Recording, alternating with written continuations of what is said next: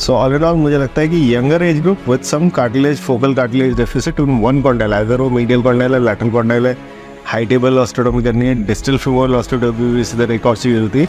सो ये सारी ऑस्टियोटोमीज आजकल फैशन में दोबारा से वापस आ रही हैं। तो इस लाइक व्हेन पेशेंट सिलेक्शन आप करते हो तो उसमें यंगर एज ग्रुप को हम ज़्यादा लाइक नी रिप्लेसमेंट और STO देखा जाए तो?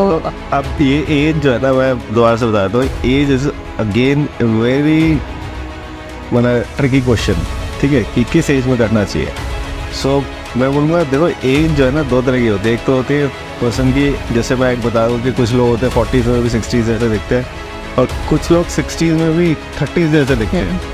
सो उन केसेस में अगर आपका पेशेंट यंग है और एथलेटिक एक्टिविटी कर रहा है और वो रूटीन लाइफस्टाइल बहुत एक्टिव है, उन केसेस में हाँ डेफिनेटली यूनिकॉर्न पार्ट होल्ड एक part of condyle involved, high tibial osteotomy is a very good answer, ठीक है। So age is not a वो, मुझे लगता है कि मेंटल एज और फिजिकल एज क्रोनोलॉजिकल एज से ज़्यादा ज़रूरी है, ठीक है। पेशेंट अगर फील करते हैं बहुत यंग है और सारी एक्टिविटीज़ कर रहे हैं, उनका सिर्फ एक कॉन्डाइल खराब है, तो इवन 60s पे भी हाई टेबल ऑस्टियोटोमी सोच सकते हैं, 65 पे सोच सकते हैं, और उसके बाद वाली एज में हम लोग नी रिप्लेसमेंट सोच सकते हैं, ठीक है, क्योंकि 30 साल बचेगा।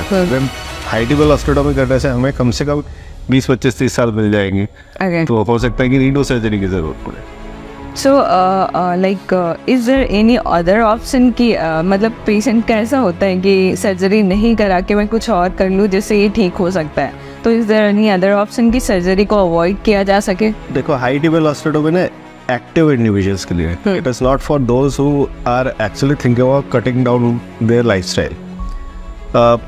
डिमांड की ज़रूरत है, ठीक है, आपको कितनी डिमांड है। क्यों मैं बोल रहा हूँ कि ये दोबारा आ रही है, क्योंकि आजकल लोग ज़्यादा अपनी एक्टिविटीज़ के लिए सोच रहे हैं, वो लोग स्पोर्टिंग एक्टिविटीज़ कर रहे हैं। जैसे आप अगर देखो 10 साल पहले इंडिया या 15 साल 20 साल पहले इंडिया को कितने ओलंपिक गोल्ड मिलते थे, अब लोगों को मिल रहे हैं, क्योंकि लोग एक्टिव लाइफस्टाइल की तरफ जा रहे हैं और वो लोग समझ रहे हैं, और हो सकता है कि अगले 10-15 साल में 20 साल में पूरी कहानी बदल जाएगी, लोग बहुत ज़्यादा एक्टिव हो जाएंगे, ठीक है। पॉसिबिलिटी है नहीं कि दोनों ही चीज़ें पॉसिबिलिटी हो सकती है, बट पॉपुलेशन भी बढ़ रही है, तो मुझे लगता है कि possibility of this active lifestyle is definitely there. And इससे अगर हाई टेबल ऑस्टियोटोमी करते हैं तो हम अपनी एक्टिविटीज़ को मेंटेन करके रख सकते हैं। मतलब कि मैं फुटबॉल खेलता था, मैं बास्केटबॉल खेलता था, मैं जंपिंग एक्टिविटी करता था, रनिंग करता था, तो मैं वो करना चाहता हूँ, इसलिए मैं एक जगह ख़राब हो गया तो उसको ठीक करना चाहता हूँ।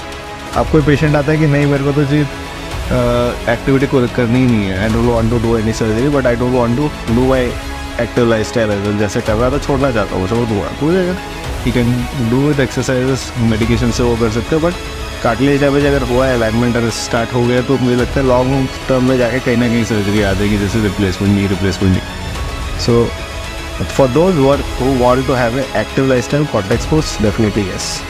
ओके, एंड इन जनरल एक नॉर्मल लोगों का डिफरेंस मैं चाहती हूँ कि आप उनको बता दो कि STO नी रिप्लेसमेंट दोनों में डिफरेंस क्या है, क्योंकि इन बेसिक नॉर्मली हर कोई नहीं जान रहा होता है ये चीज़ें। तो मैं समझा रहा था नी रिप्लेसमेंट में बेसिकली हमारा जो बेरिंग सरफेस है, दो बोन के बीच में जो पार्ट है वो घिस गया है, शॉपर पूरी तरह घिस गया है चारों तरफ, मतलब medial condyle, femoral condyle, trochlear region, patellofemoral region सब खराब हो चुके हैं। तो आप क्या करोगे, इसको रिप्लेस कर दोगे। पार्शियल रिप्लेसमेंट मतलब एक साइड का कोई मतलब basically replacement is you are resurfacing the cartilage surface, but osteotomy में वो कुछ चेंज नहीं कर रहे, आपकी सेम बोन रह रही है, सब कुछ सेम रह रहा है, हम अलाइनमेंट को सीधा और सीधे से और ज़्यादा बेंड करना।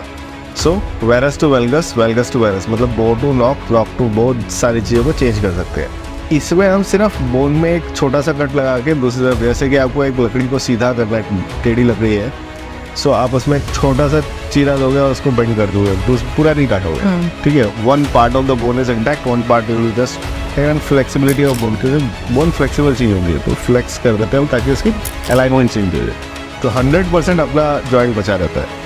That's the crux of the thing, तो you are actually preserving everything which is given by God, ठीक है। भगवान ने जो आपको दिया है उसको पूरी तरह से प्रिजर्व करें। अब उसके साथ क्या होता है, कभी कभी हम IT में हो गया, कार्टिलेज के प्रोसीजर जैसे ऑटोलोगस कार्टिलेज इम्प्लांटेशन हो गया, कार्टिलेज ट्रांसप्लांट्स हो गए, कॉन्ड्रल फिलर्स हो गए, वो भी एडिशनल प्रोसीजर्स कर देते हैं। बट मेन एम जो होता है हाई टेबल ऑस्टियोटोमी में अलाइनमेंट करेक्शन होता है, सो इसमें कुछ आपका हटा नहीं रहे, चीज़ें वैसी नहीं, नी रिप्लेसमेंट हटा के आर्टिफिशियल चीज़ डाल दें।